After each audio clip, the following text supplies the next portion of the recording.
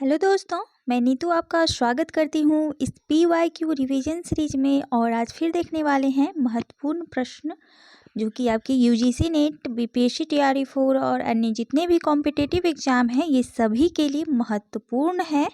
तो चलिए देखते हैं आज का प्रश्न क्या क्या पूछा गया है। ये देख सकते हैं कि दिसंबर 2012 का तृतीय प्रश्न पत्र है। तो अब ये सीरीज ख़त्म ही होने वाला है। तो जैसे ही ये सीरीज ख़त्म होता है मैं लेटेस्ट जितने भी पेपर हुए हैं 20, 21, 23, 24 तक के सारे प्रश्न कराने वाली हूँ। कैसे प्रश्न पूछे गए हैं तो आप देख सकते हैं कि प्रश्न का जो लेवल है, किस तरह से पूछा जाता था और किस तरह से पैटर्न चेंज हो रहा है धीरे धीरे।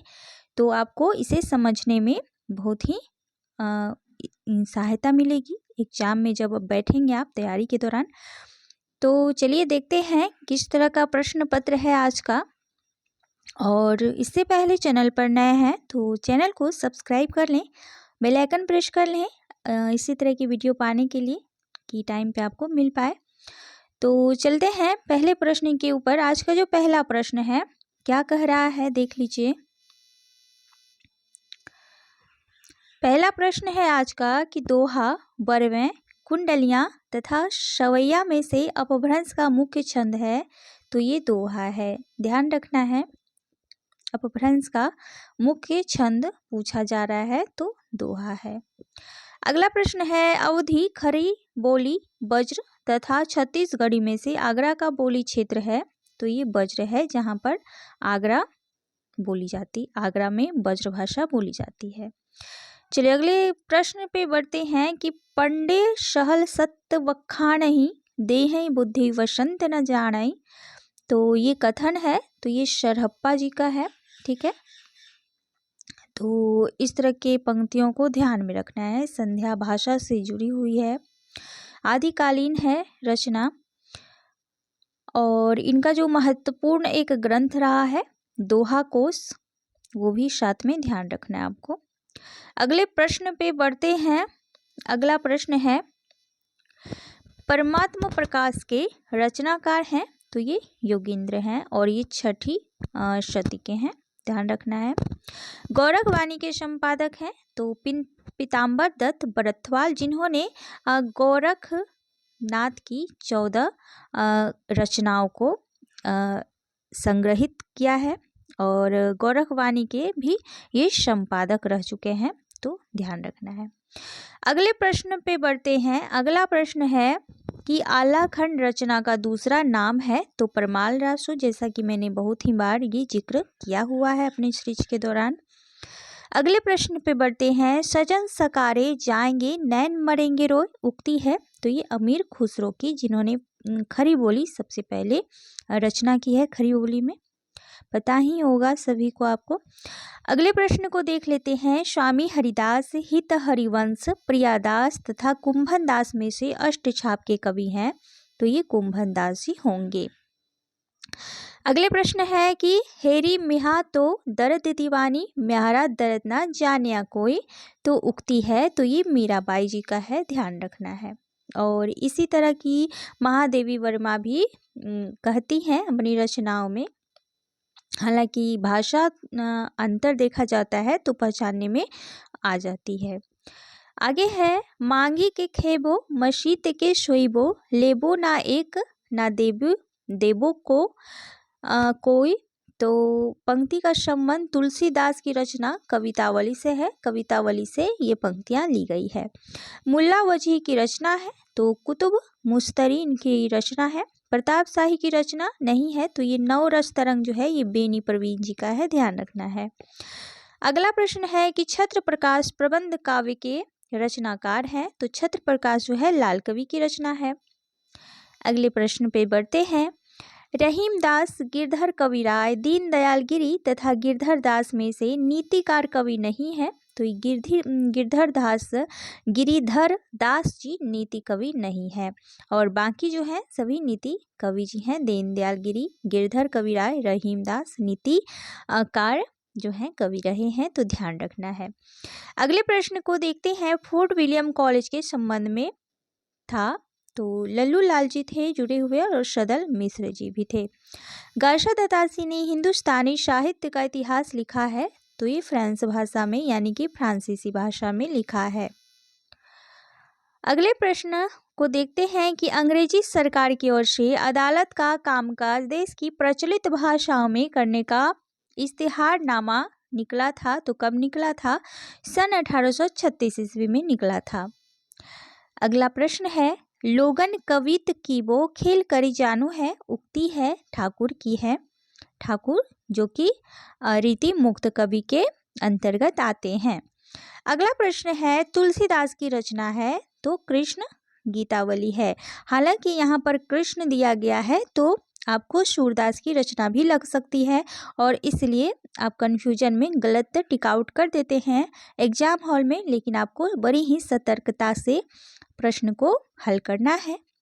चलिए अगले प्रश्न को देखते हैं कि हिंदू मग पर पाँव ना राख्यो का हो जो बहुते हिंदी भाखियो।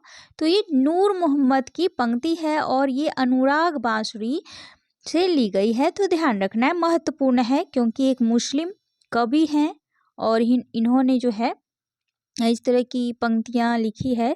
तो जो मुस्लिम लोग थे इन पर चढ़े हुए थे, तो ये भी बहुत बड़ी बात है कि मुस्लिम धर्म से होते हुए उन्होंने हिंदू के बारे में लिखा है, तो ये बड़ी ही बात है। चलिए अगले प्रश्न को देखते हैं कि कबीर कानी राखी नहीं वर्णाश्रम सटदर्शनी कथा कहा है, तो ये नाभादास जी की पंक्तियां हैं। क्योंकि यहाँ पर कबीर है तो ध्यान रखना है, ठीक है, कबीर नहीं लगाना है, ये नाभादास जी के द्वारा कही गई है। कबीरदास, रैदास, धर्मदास तथा दादू दयाल में से सबसे पहले के कवि रहे हैं, तो ये रैदास जी रहे हैं। रैदास जी 1377 हैं और कबीरदास 1398 ईस्वी में है, तो ध्यान रखना है। अगला प्रश्न है, केशवदास, रहीमदास, घनानंद तथा पद्माकर में से सबसे बाद के कवि हैं, तो ये पद्माकर जी ही हो जाएंगे क्योंकि पद्माकर ही सबसे बाद में आते हैं। अगले प्रश्न को देखते हैं कि भारत जननी, भारत दुर्दशा, भारत सौभाग्य तथा अंधेर नगरी में से भारतेंदु का नाटक नहीं है, तो ये भारत सौभाग्य नहीं है। देख सकते हैं कि कितना मिलता जुलता नाटक है यहाँ पर रखा गया कि कन्फ्यूजन में डाला जाए बच्चों को, और इसी में कन्फ्यूजन में पढ़ते भी हैं स्टूडेंट, लेकिन आपको भ्रमित नहीं होना है। चाहे कोई भी रचना हो तो आपको अच्छे से देख के जाना है सभी रचनाओं को भारतेंदु जी के। तो चलिए अगले प्रश्न को देख लेते हैं कि बाला बोधिनी, हिंदी प्रदीप, सरस्वती तथा नागरी पंचानी में से मासिक पत्रिका नहीं थी, तो ये जो है नागरी पंचानी मासिक पत्रिका नहीं थी। अगले प्रश्न को देखते हैं कि काशीनाथ सिंह का उपन्यास कौन सा है, तो रेहन पर रघु, ये काशीनाथ सिंह का उपन्यास है। साहित्यकारों का जन्म शताब्दी वर्ष 2011 था, तो कौन कौन थे ऐसे साहित्यकार जो 2011 में था जन्म? नागार्जुन जी थे, अज्ञे थे, केदारनाथ अग्रवाल जी थे, शमशेर बहादुर सिंह थे, जिनका जन्म ईस्वी जो है 1911 के 1911 ही रहा है, ठीक है। मृत्यु कभी भी हो लेकिन पूछा जा रहा है तो 2011, ठीक है। तो चलिए अगले प्रश्न पे बढ़ते हैं। अगला है कि दृग उर्झत टूटत कुटुंब जुरत चतुर चित प्रीत में अलंकार है, तो ये असंगति अलंकार है।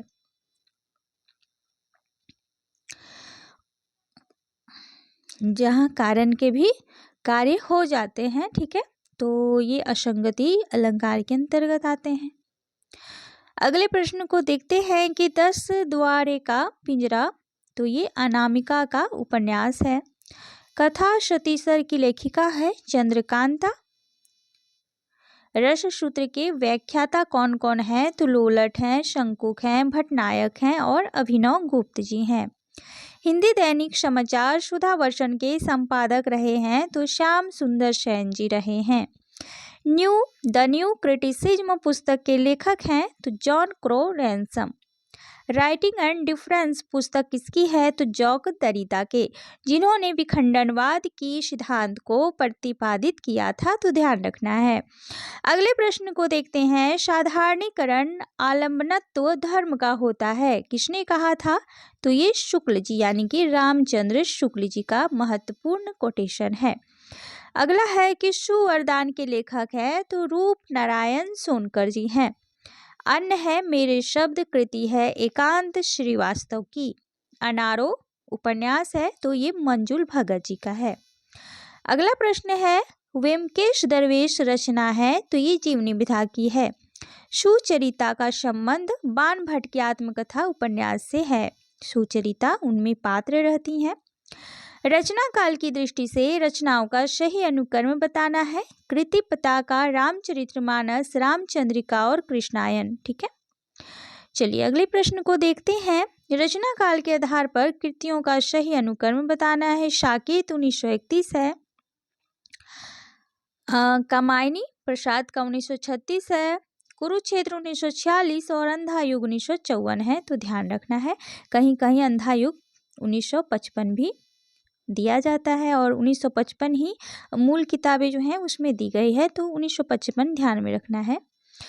अगले प्रश्न को देखते हैं। रचना काल की दृष्टि से ग्रंथों का सही अनुक्रम बताना है आपको। मृगावती 1503 है। ज्ञानदीप 1619 है। इंद्रावती 1744 है और अनुराग बांसुरी जो कि नूर मोहम्मद जी का है 1764 ईस्वी। तो मृगावती जो है कुतुबन का है। ज्ञानदीप जो है नवी का है। तो ज्ञान नवी इस तरह से अगर आप ध्यान में रखते हैं तो आपको याद हो जाता है। इंद्रावती और अनुराग बांसुरी तो ये नूर मोहम्मद के हैं। तो ध्यान रखना है। चलिए अगले प्रश्न को देख लेते हैं क्या है। तो शेख नवी को आपको ध्यान में रखना है। ज्ञानदीप चलिए बता दिया मैंने। अगले प्रश्न की तरफ बढ़ते हैं।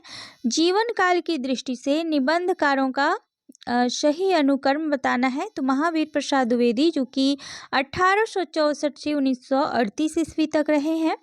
रामचंद्र शुक्ल 1884 से 1941 ईस्वी। हजारी प्रसाद द्विवेदी 1907 से 1979 ईस्वी। विद्यानिवास मिश्र हैं 1928 से 2005 ईस्वी तक। चलिए अगले प्रश्न को देखते हैं। रचना काल के आधार पर निबंध संग्रहों का सही अनुक्रम बताना है। श्रृंखला की कड़ियां 1942 ईस्वी है। अशोक के फूल 1948 ईस्वी है। अर्धनारीश्वर 1952 ईस्वी। आत्मनिपद 1960 ईस्वी है। तो ये सभी महत्वपूर्ण है निबंध संग्रह, ध्यान रखना है। चलिए अगले प्रश्न को देख लेते हैं क्या है। रचना काल की दृष्टि से उपन्यासों का सही अनुक्रम बताना है। परीक्षा गुरु श्रीनिवास दास का है। 1882 होगा, 85 दिया है यहाँ की। निस्सहाय हिंदू ये भी 1886 होगा। ठीक है। ठेठ हिंदी का ठाठ ये ठीक है। और देहाती दुनिया ये 1926 होगा। तो ध्यान रखना है सभी को। कभी कभी जो मिस्टेक हो जाता है तो उसे मैं बता देती हूँ कि आप कन्फ्यूजन में ना पड़ें आगे। तो इसलिए ये जो है सभी महत्वपूर्ण उपन्यास रहे हैं और इसका डेट पीरियड है तो आपको ध्यान में रखना है। चलिए अगले प्रश्न को देखते हैं कि रचना काल के आधार पर हजारी प्रसाद द्विवेदी के उपन्यासों का सही अनुक्रम बताना है। बाणभट्ट की आत्मकथा 1946 ईस्वी है। चारू चंद्रलेख 1963 है। पुनर्नवा 1973 है और अनाम दास का पोथा 1976 ईस्वी है। तो ये हजारी प्रसाद द्विवेदी जी के उपन्यास हैं, ध्यान में रखना है, महत्वपूर्ण है। अगला प्रश्न है। रचना काल की दृष्टि से कहानियों का सही अनुक्रम बताना है। तो 11 वर्ष का समय 1903 है और ये रामचंद्र शुक्ल जी का है, महत्वपूर्ण है। दुलाई बाई जो कि 1907 का है, बंग महिला का है। पंच परमेश्वर प्रेमचंद्र जी का है, 1916 का है। दोपहर का भोजन 1956 का है जो कि अमरकांत का है, ध्यान रखना है। चलिए अगले प्रश्न में बढ़ते हैं। अगला प्रश्न है कि रचना काल के आधार पर नाटकों का सही अनुक्रम बताना है। तो चंद्रावली 1876 ईस्वी। स्कंदगुप्त 1928 ईस्वी। झांसी की रानी 1946 ईस्वी। कबीरा खरा बाजार में 1981 की है। रचना काल के आधार पर प्रसाद के नाटकों का अनुक्रम बताना है। राजश्री 1915 का है, अजातशत्रु 1922 ईस्वी की है, चंद्रगुप्त 1931 और ध्रुव स्वामी जो है 1933 ईस्वी का है।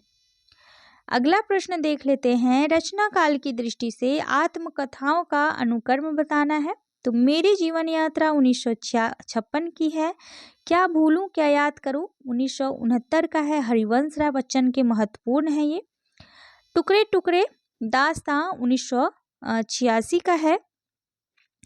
अर्धकथा जो कि 1988 का है। तो ध्यान रखना है, जो सही दिया गया है वो तो दे ही दिया गया है, लेकिन चलिए अगला प्रश्न देख लेते हैं कि रचना काल के आधार पर कृतियों का सही अनुक्रम बताना है। तो भारत भारती 1912 का है, रस कलश 1931 का है, उर्वशी 1961 का है, ठीक है, और शंबुक जो है 1977 का है, और उर्वशी 1909, जैसा कि मैंने कई बार आपको बताया है, प्रसाद जी का रचना है। अगला प्रश्न देख लेते हैं। रचना काल की दृष्टि से निराला की कृतियों का अनुक्रम बताना है। तो परिमल 1930 है, तुलसीदास 1938 ईस्वी, नए पत्ते 1946 ईस्वी, आराधना 1953 ईस्वी है। रचना काल के आधार पर उपन्यासों का अनुक्रम बताना है। तो राग दरबारी जो कि 1968 ईस्वी है, धरती धन्ना अपना 1972 ईस्वी, महाभोज 1979 ईस्वी, झीनी झीनी बीनी चदरिया 1986 ईस्वी। अगले प्रश्न को देखते हैं कि हिंदी भाषा के विकास का सही क्रम क्या रहा है। तो सबसे पहले संस्कृत, और संस्कृत में भी अगर मैं बात करूं तो लौकिक संस्कृत, वैदिक और लौकिक दो कैटेगरी थी संस्कृत की। उसके बाद पाली आई, फिर प्राकृत, फिर अपभ्रंश, फिर अवहट, और फिर पुरानी हिंदी का जन्म हुआ था। तो इसको ध्यान में रखना है, हालांकि मैंने सभी को बताया है। चलिए अगला प्रश्न देख लेते हैं। स्थापना और तर्क है। साहित्य सामूहिक अवचेतन का निषेध है। कैसा है क्या? बिल्कुल नहीं है, ये गलत हो जाएगा, क्योंकि साहित्य में सिर्फ व्यक्ति मन की अभिव्यक्ति होती है, बिल्कुल नहीं होती है। तो दोनों ही कोटेशन यहाँ पर रॉन्ग दी गई है। अगला प्रश्न देखते हैं कि विषमता और दुख सुख का द्वंद्व विकास का मूल आधार है। बिल्कुल है, क्योंकि समता से विकास असंभव है। क्या समता से विकास असंभव है? विषमता रखेंगे फिर संभव हो पाएगा कि विकास हो पाएगा? ऐसा नहीं है, जब तक समता नहीं रहेगा तब तक विकास आगे नहीं बढ़ सकता है। एक दूसरे से जुड़कर ही कड़ियाँ आगे बढ़ पाती है, चाहे वो कोई कार्य हो, लोग हो। जब तक एक दूसरे का हाथ नहीं पकड़ेंगे तब तक विकास की जो यात्रा है वो असंभव नजर आएगा। आप देख सकते हैं, दांडी मार्च भी देखते हैं, आप पढ़े होंगे तो देख सकते हैं कि गांधी जी धीरे धीरे धीरे अपना एक लोगों को इकट्ठा किए, फिर क्रांतिकारी आंदोलन के रूप में सामने आए।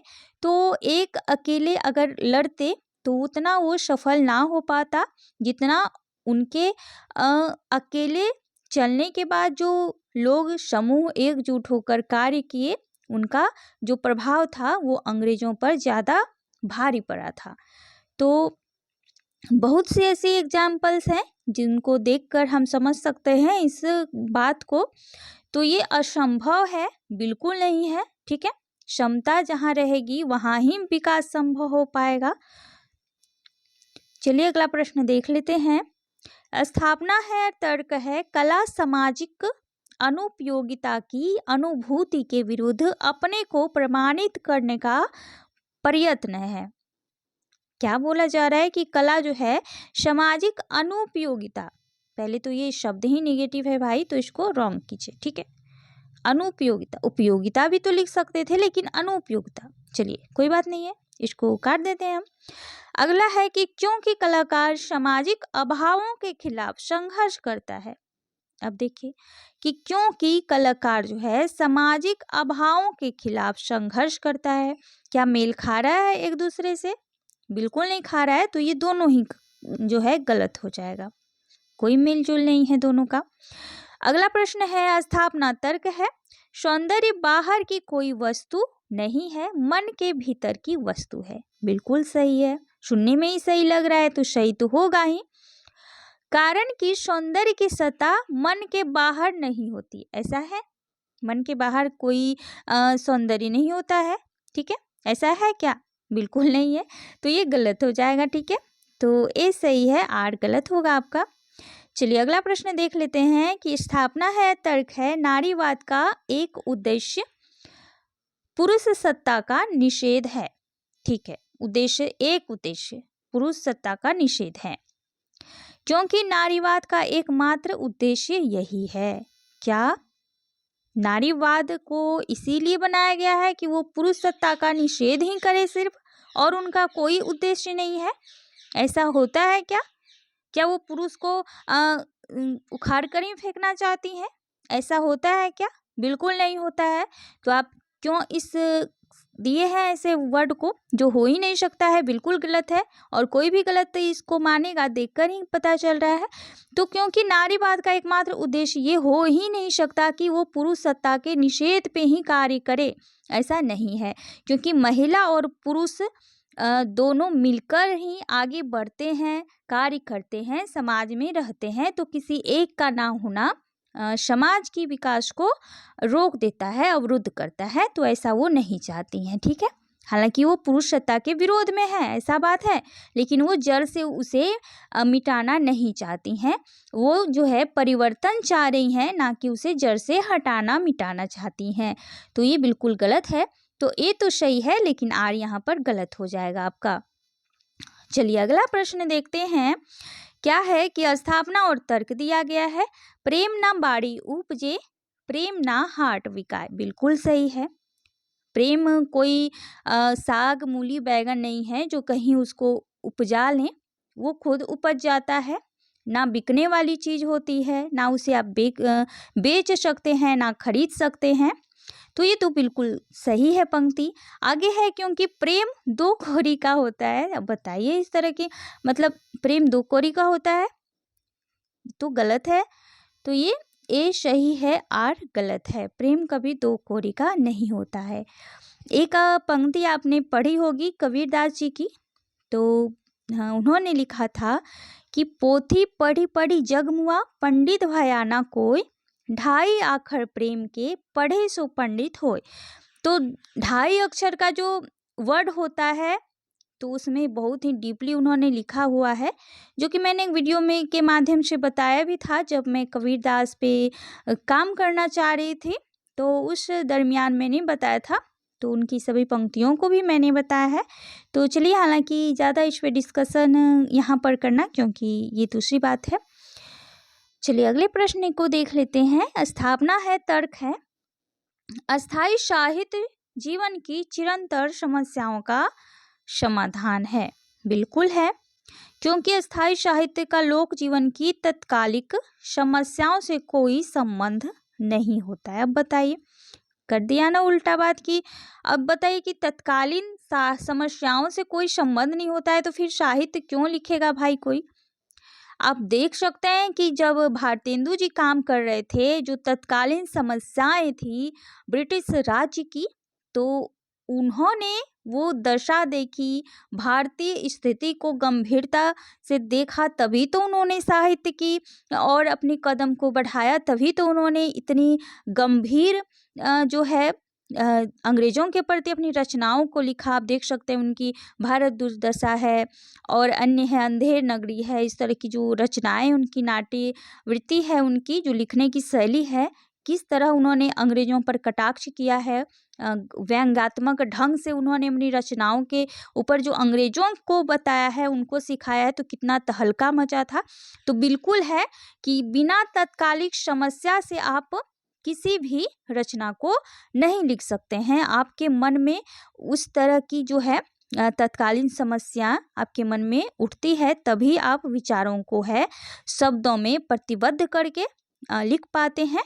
तो ये बिल्कुल गलत है, ये गलत होगा।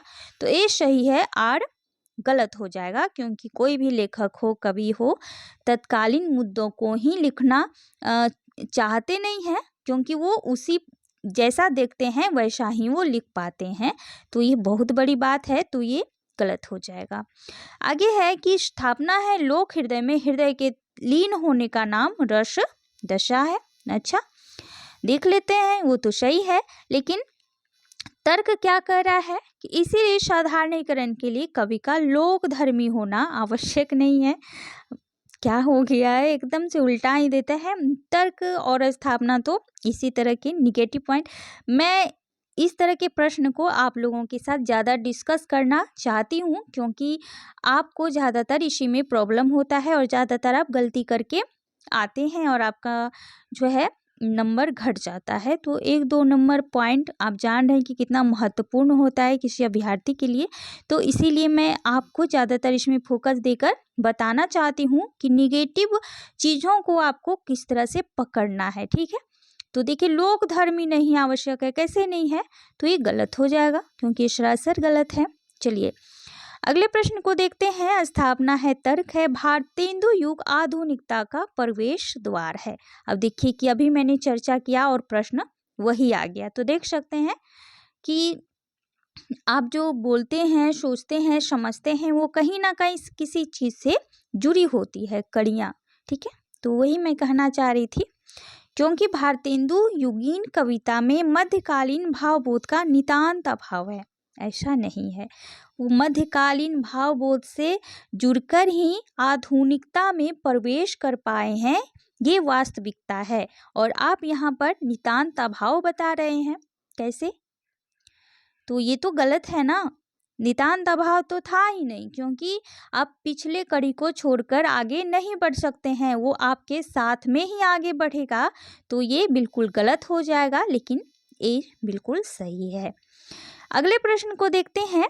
स्थापना है तर्क है, रस ब्रह्म स्वाद सहोदर है। बिल्कुल सही है, कहा गया है, क्योंकि रस में लौकिक विषयों का सर्वथा तिरोभाव होता है।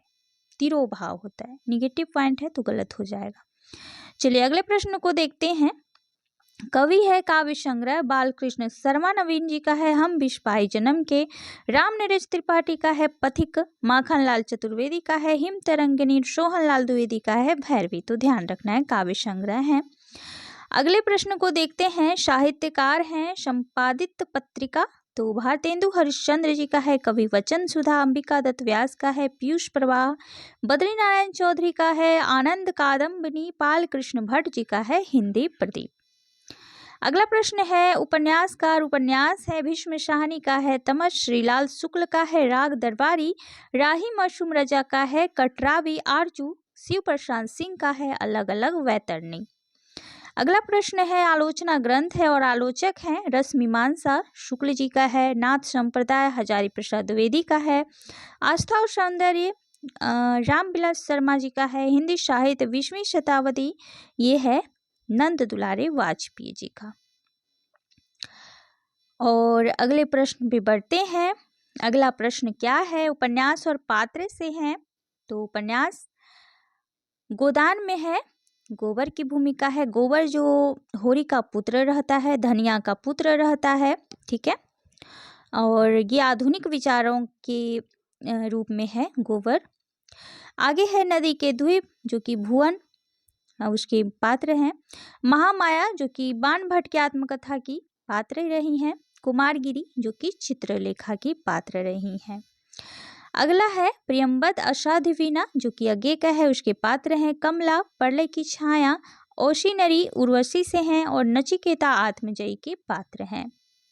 अगला प्रश्न है सिद्धांत है और विचारक हैं। अभिव्यंजनावाद जो कि क्रोचे का है और ये पाश्चात्य समीक्षक सिद्धांत है। अभिजात्यवाद जो कि इलियट का है। अस्तित्ववाद शास्त्र का है। विखंडनवाद जो कि जॉक देरिदा का है। अगला प्रश्न है कहानीकार और कहानी दी गई है। फणीश्वर नाथ रेणु की कहानी है ठेस। समरकांत का है दोपहर का भोजन जो कि पहले भी आ चुका है। उषा प्रेमवदा का है वापसी और यशपाल का है पर्दा। चलिए अगला प्रश्न है मजदूरी और निबंध। ये निबंध है और ये निबंधकार है। तो मजदूरी और प्रेम जो कि पूर्ण सिंह का है, अध्यापक पूर्ण सिंह। कुटुज हजारी प्रसाद द्विवेदी का। मेरे राम का मुकुट भीग रहा है विद्यानिवास मिश्र जी का है। लोभ और प्रीति ये जो है रामचंद्र शुक्ल जी का है। अगला प्रश्न है और आज का लास्ट प्रश्न देखेंगे। तो उक्ति दी गई है, लेखक दे गए हैं। तो मैं उपन्यास को मानव चरित्र का चित्र समझता हूँ। मैं उपन्यास को मानव चरित्र का चित्र समझता हूँ। तो ये प्रेमचंद्र जी कहते हैं। अधिकार सुख कितना मादक और सारहीन है। तो जयशंकर प्रसाद का चंद्रगुप्त से ली गई है। करुणा सेंध का सौदा नहीं है। तो ये शुक्ल जी के हैं। और मनुष्य ही साहित्य का लक्ष्य है, ये हजारी प्रसाद द्विवेदी जी के हैं। तो आपने देखा कितने महत्वपूर्ण सभी प्रश्न थे आज के। और आई होप कि ये जो प्रश्न हैं आप लोगों को समझने में और ये जो सीरीज है आपको काफ़ी हेल्पफुल होगी आपके आगामी एग्ज़ाम के लिए। तो बिल्कुल इसे स्किप ना करें, पूरी वीडियो को देखें, क्योंकि कोई भी प्रश्न जो PYQ होते हैं, पूछे गए प्रश्न पत्र होते हैं, वो आपके कहीं ना कहीं आ ही जाते हैं, क्योंकि उसी से आगे प्रश्न बनते हैं। उसको किसी भी तरह से पूछा जा सकता है, चाहे वो डायरेक्ट हो इनडायरेक्ट हो। हाँ ठीक है, ये कोई नहीं है, लेकिन आप इसे ज़रूर से देखें, ठीक है।